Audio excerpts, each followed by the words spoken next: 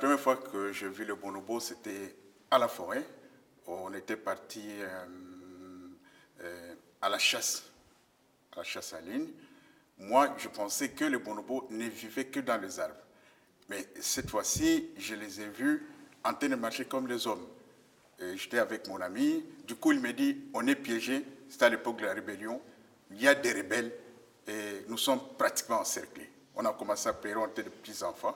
Heureusement qu'il y a des aînés qui nous ont commencé à se moquer de nous. Non, non, ce sont les bonobos. Non, mais les bonobos vivent dans les arbres. Comment expliquer qu'ils marchent comme des hommes, des adoptent la marche bipède? C'était vraiment extraordinaire comme souvenir.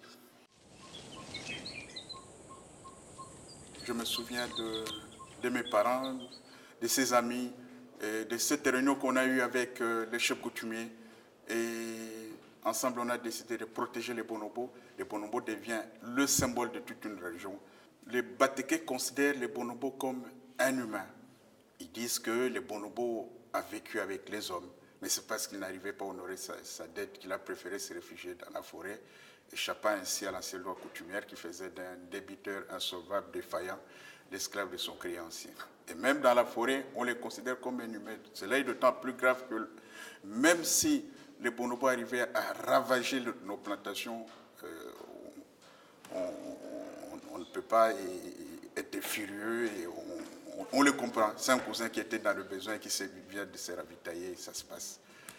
Et on est tolérant. Bon, si les bonobos disparaissaient, franchement, ce serait une partie de la population locale qui disparaissait. Ce sont nos cousins. On ne peut pas comprendre qu'ils disparaissent. Et s'il faut qu'ils disparaissent, qu'ils disparaissent au moins ensemble avec les hommes. Nous ne pouvons pas vivre sans les bonobos. Ça, c'est clair.